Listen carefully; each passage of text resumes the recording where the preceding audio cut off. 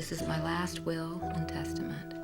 I don't have much to leave. All I have is my story, and I'm writing it now while I still remember it. My name is Benjamin Button. And I was born under unusual circumstances. While everybody else was aging, I was getting younger, all alone.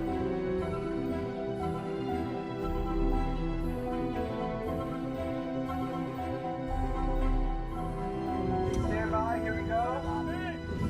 Ready, and action!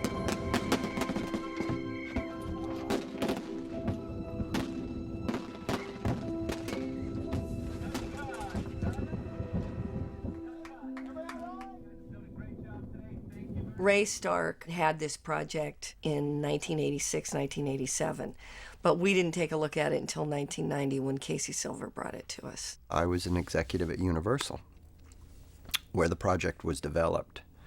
Ray brought in a short story, Scott Fitzgerald short story, which I really loved. This was, I would say, probably 88 or something like that. I don't know how long ago. And we gave it to Frank Oz, and Frank Oz wanted to develop it.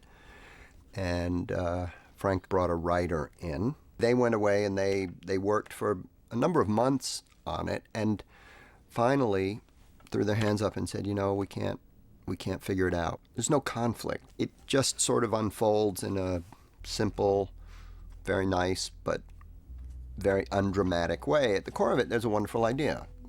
Born old, die young. It's just a magical story, and I think the premise always fascinated us in looking at what it would be like to go the other way. Casey Silver, who was the president of production at the time, lived next door in Santa Monica to Nick Kazan and Robin Swicord. And Casey said to me, you should read this writer, Robin Swicord. She's talented. So I read her material. I thought she was great. So sent her the story, and she loved it. And we had months and months of discussions, and she worked incredibly hard, and she wrote a script, and it was a great first draft. Even though it is not the movie that they made, a very long time ago, it showed there was this great movie in here. I think Robin deserves an incredible amount of credit for taking this short story and reinterpreting, the thematic ideas behind what it means in terms of a man aging backwards and what that new perception on life might be. The script was given to Steven Spielberg, and Steven Spielberg said, wow, this is great. And Robin Swicord and I had a meeting with Steven, and it was this really exciting meeting very early on, and Kathy Kennedy was in the room. And then that, sort of developed into a long working relationship. And what happened was, Steven got busy doing other things. Steven gave the project very serious consideration for about a year. We did some read-throughs with actors. Tom Cruise was somebody that we were very serious about, and he came over to Steven's house for a read-through with several other actors. And then in the course of that year, we were also working on Schindler's List and Jurassic Park. Obviously, two very different but two very big projects. And Steven ultimately decided he was going to do those two projects back to back, so he stepped away. Then for about a year or two, it languished, and right around 91, 92, Frank and I segued out of running Amblin and formed our own company. And we set up a deal at Paramount, and this was the first project under our new banner of Kennedy Marshall that we set up.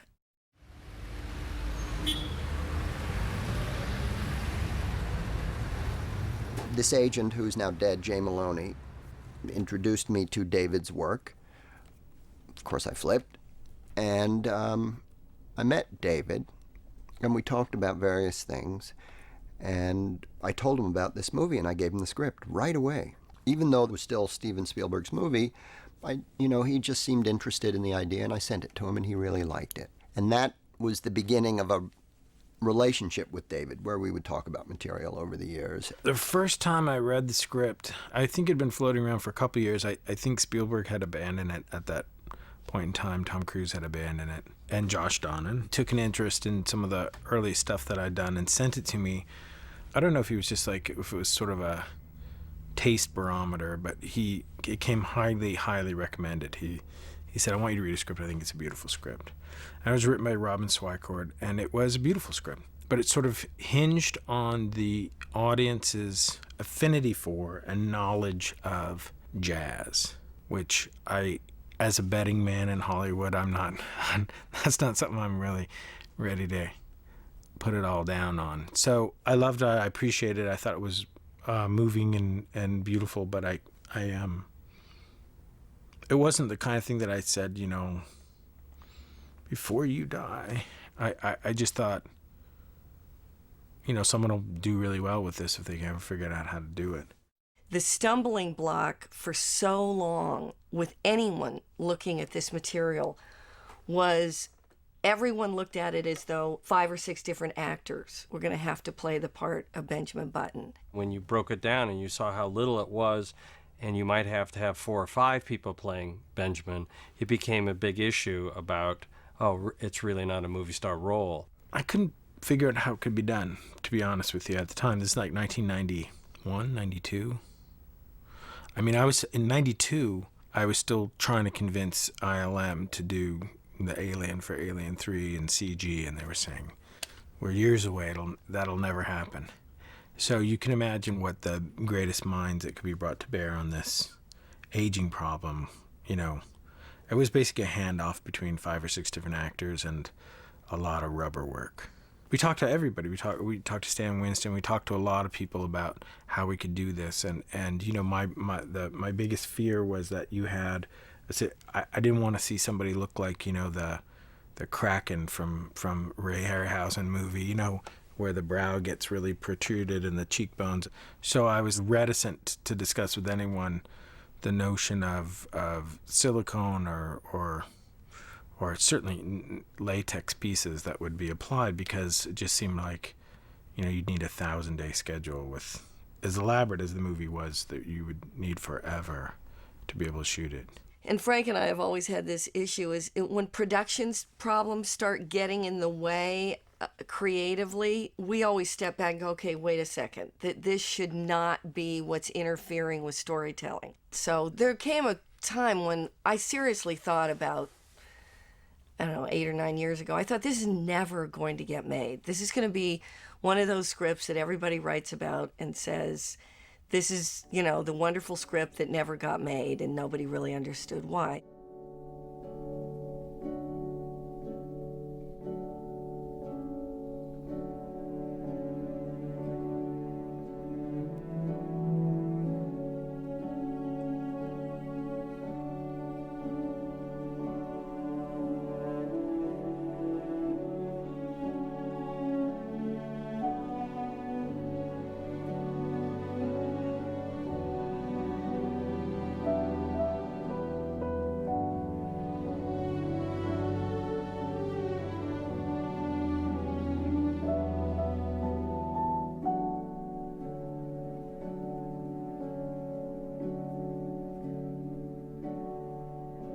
I think the next time I heard about it through Spike Jonze, who had a take on it. That was a radically different movie. That was much quirkier.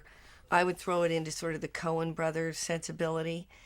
More of a comedy, a quirky comedy. He talked about making it a much more intimate movie. And I think it was at that moment in time that Sherry Lansing, who was running Paramount, hired Eric Roth. And I don't think it was against Spike's wishes, but it certainly was. I'm not so sure. I'm not so sure he was involved in the decision at all. And I think he felt like that he couldn't be involved in something that he didn't have wasn't charting the course of. And I remember we had lunch, and I said to him, Eric Roth's talented. Like, you may want to wait. Before you give this up, you may want to wait till you read the script. I wasn't really that aware of it, except for just sort of vaguely knowing about the project, having been around for a long time. And Paramount, and Sherry Lansing was running Paramount at the time. and I had done another movie for Forrest Gump, and she asked me to take a look at the project, and read the short story. Eric has a real affinity for being able to take large, complex ideas and distill them into character-driven pieces. I did some research as to why he wrote it, F. Scott Fitzgerald. Obviously, I wouldn't want to do anything that would besmirch his memory.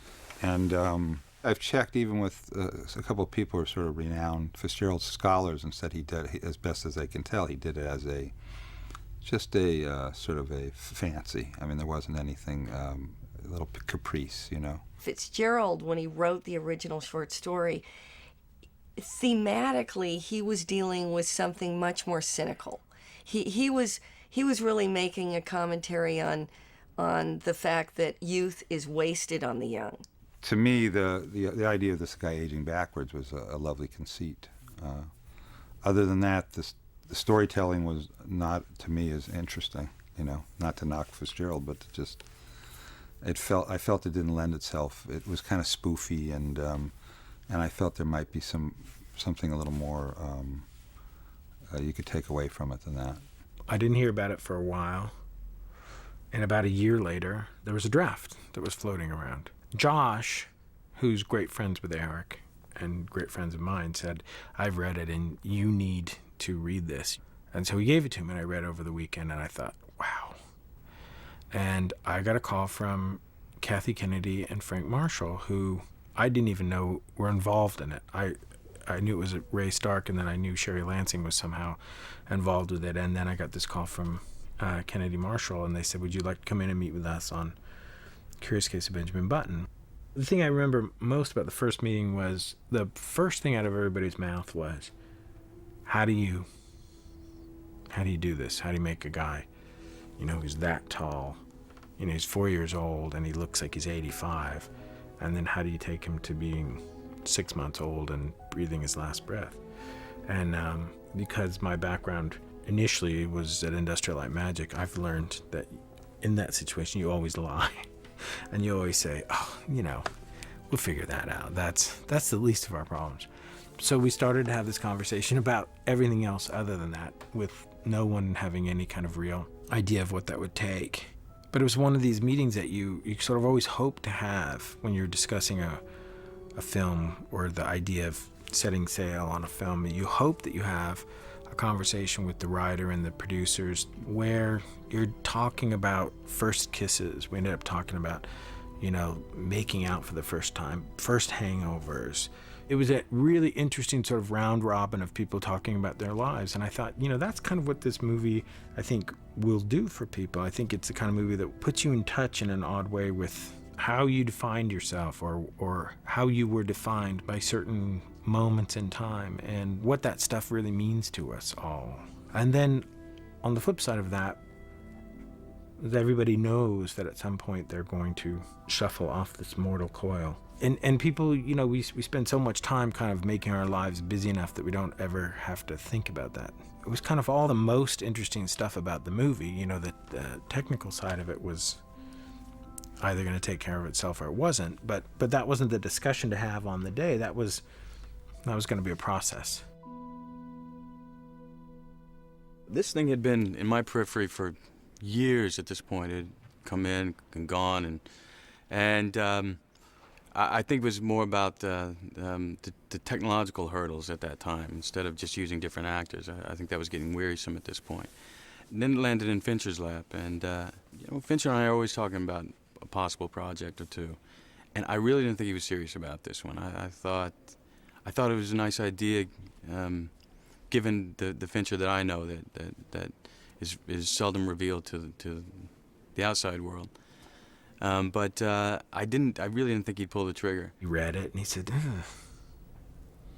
"It's kind of a love story, isn't it?" And I said, "I don't think so. I think it's a death story. I think you should read it with that in mind. Remember, this guy grows up in an old folks' home. Literally, everybody passes through his life, dies." And I also didn't think this was something that I necessarily should be doing. Maybe it was a bit obvious for me to do. And my baggage would just encumber it even more and slow it down. But it was Fincher explaining what he was after, and that was, he first described what it wouldn't be, and that was the ballad of codependency. You know, you complete me, so to speak, which is a nice idea, but it's a young idea. I love Romeo and Juliet. You know, I love West Side Story. I love codependent love. But it can't be the only expression of love in narrative movie making. It can't just be about that. He was after something else here, and I have to say, I was interested. I thought that felt right to me. And he read it again. He called me. He said, "I know what you're gonna. I get what you want to do with this. I would do this if we can figure out a way that I can play this guy the entire time." And I said, "Well, of course. That's just technology. That's just technique. We'll figure that out." So I was back to my first meeting. And I think around 2004, 2005, when David seriously started to turn his attention to how to execute the movie, the technology had caught up with the story. And we could all begin to have very serious discussions about Brad Pitt playing the part from beginning to end. And that completely changed the dynamic of the development. And suddenly it got traction and the movie started to get made. Somewhere in all of this, I had the fortune of being able to get our script to Cate Blanchett, who I'm an ardent admirer of. And I sent her the script and she read it and she responded to it and wanted to meet, and we met. And after, having read the first script 15 years or 16 years ago, I was shocked at our first meeting to learn that she could speak more articulately about what this piece of material was about than I could. I unashamedly loved this film from the moment I read it. And I think that once I knew David was going to be in David's hands, then I was really, really excited by it, because love is a very complex, often contradictory state to be in. But David is not afraid of those contradictions. And so he is such a cynic that when you have a cynic dealing with matters of the heart, then I think you approach something that's really interesting. I like to joke about this movie because it was co-financed by 2 studios, that it was so great that we were able to find Paramount, who loved the first 110 pages of the script, and then Warner Brothers, who loved the second 110 pages of the script. Because the first draft of the script was, it was like this. It was like there was no yellow pages, but it was a phone book. And so we started to kind of go through and cut stuff. Scripts always change in increments, and the nice part about with David is I think he always challenges you to maybe do better, which is good. I mean, that's what you should. I like to hopefully challenge him to do better, I think we cut the script down to about 200 pages, turned it into Paramount, and they read it and they liked it very much. And then we convinced them to do a test. We didn't have access to Brad. He was off making some movie with some other director. And we got this actor, a friend of mine who I love, Joel Bissonnette. And I said, "Joel, we want to do this old age test with you, so we want you to come in. We want to scan you." He said, "All right." And he came in and we took plaster casts of him and sent them off to a sculptor in Canada who did this beautiful casting and painting and sculpture. Then we took that information and we scanned it into a computer, and then we cast this body double, which is going to, not a body double, I mean, that's the breakdown went out. We were looking for a body double, but really, we were going to use their body. We met this guy, Robert Towers, who I like to joke has actually been on this movie longer than I have, but from the first test, we just had him on a soundstage, and we just did this one little camera move on him, put up a big wall of soft light, and did a very simple thing where he's the first scene that we see of Benjamin in the movie, where he's tapping this spoon or fork on the table, and we put dots all over him, and we didn't know exactly how we were going to do it, but we brought in 3 Viper cameras, and then DD, the guys from Digital Domain, went in, they lopped his head off, and they put this sculpture on, and we played with shaders, hair shaders and skin shaders, and we made the eyes and we made the glasses and we put all the stuff on it and finished this test. It was crude, and it was extremely early days. We showed it to them and they liked it, but they said it looks very expensive, and indeed they were right. And it was more money than they wanted to spend on the movie by about probably $75 million. So Brad went off to do 9 other movies, and I went off and I did Zodiac. And while I was doing Zodiac, we were still kind of toing and froing about what it would cost to make Benjamin Button, what it would really cost.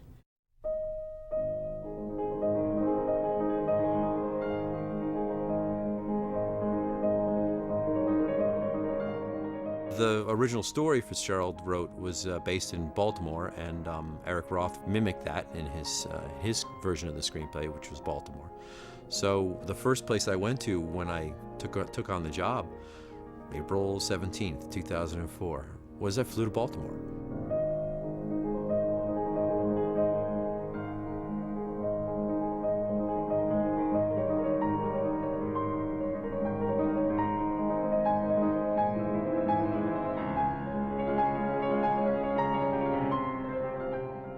We did a feasibility study on the script, on what we thought needed to be shot on location, what needed to be shot on stage, and we sort of roughly designed sets and went through a 6 or 7 month study on that and put together a budget. And then it was sort of shelved for a while. They seemed to have had all the locations and everything, but it just wasn't lining up for where the studio wanted it to be. It just wasn't getting it to a number. You know, movies, they are a business. You know, they have to be made for a certain amount of money to get out the door. It became more and more expensive as we looked at it, so we were really looking for a way to mitigate the cost of the movie, and so we started looking at other cities.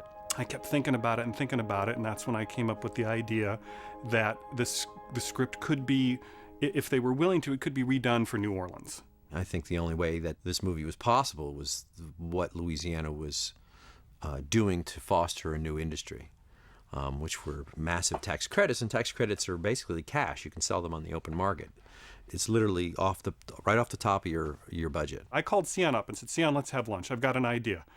And she's like, what? And I sat down and I kind of gave her my idea and my story, and I had to go to the studio first because I wasn't a producer on the film at that time. It's just, guys, we got to figure it out. Somebody's got to come up with an idea. So I asked them for the right to go speak with them, and they said okay. And I did this all in like my own time. I just, you know, you read the script and you're like, this is the man for this movie at this time. You know, it's got to get done. And we made the pitch, and she kind of went, yeah, that sounds great. And she went and talked with David, and then he went and talked with Sherry, and then it started back up again.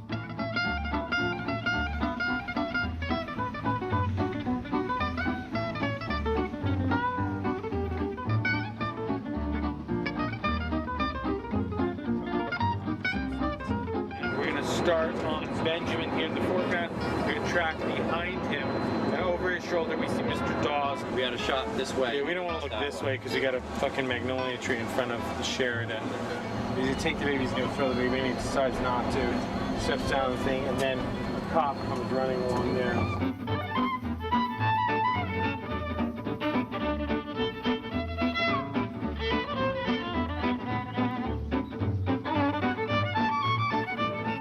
I like the idea that they're standing in here. There's a little bit of night ambient out there in their silhouettes.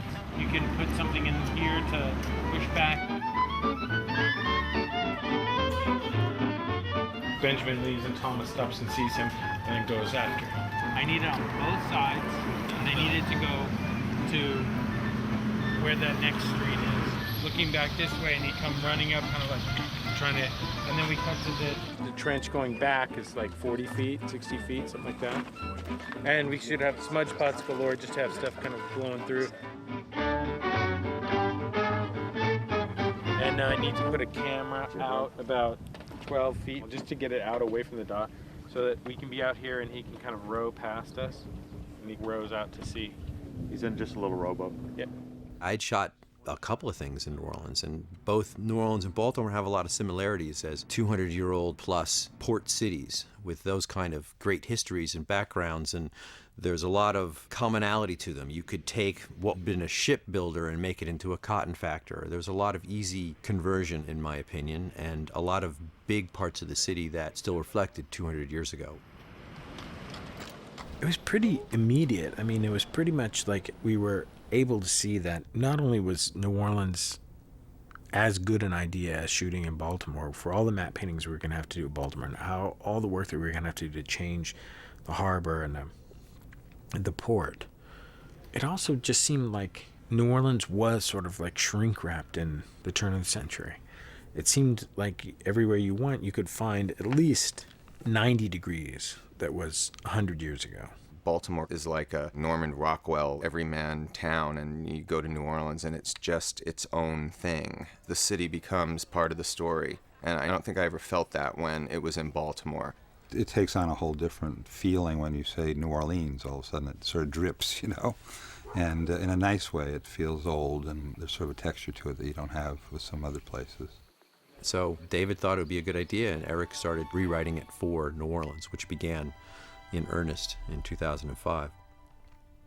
And then Katrina hit, which put a bit of a damper in everyone's enthusiasm.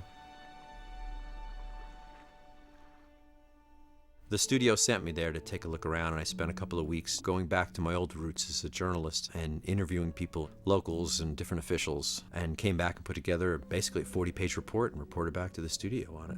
We were scouting places and driving by the houses with the X symbol on the doors and how many dead and 2 dogs dead and people, and it was really impactful. And I think it, you know, in seeing that, it set a tone for us for the sort of melancholy feeling that the whole movie has.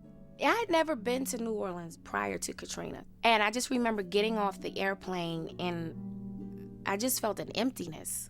It just felt hollow. That's the only way I could put it. Even though some of the natives were able to return and rebuild, even when I looked at them, in their eyes, it seemed hollow, like a numb gaze.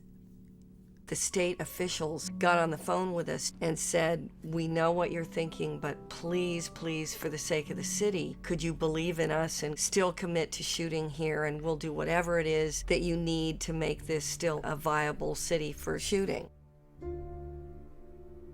Everything that we need, the Garden District, Magazine Street, and the French Quarter, and the periphery of downtown, all that stuff was still there. So we went back to the studio and we said we'd still like to try. And it was Brad's passion and fervor to go down there and to do this movie there that kind of reignited it. I'm always amazed at people's backstories. I had no idea the loss and even pain that people are carrying with them in some sense, or directly.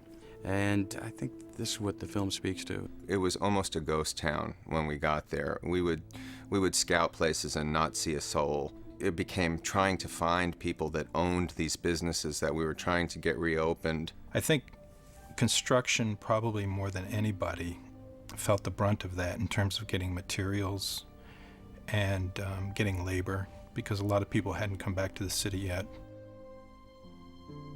It was life-changing to go there and be there as it kind of rose from the ashes and started to become New Orleans again.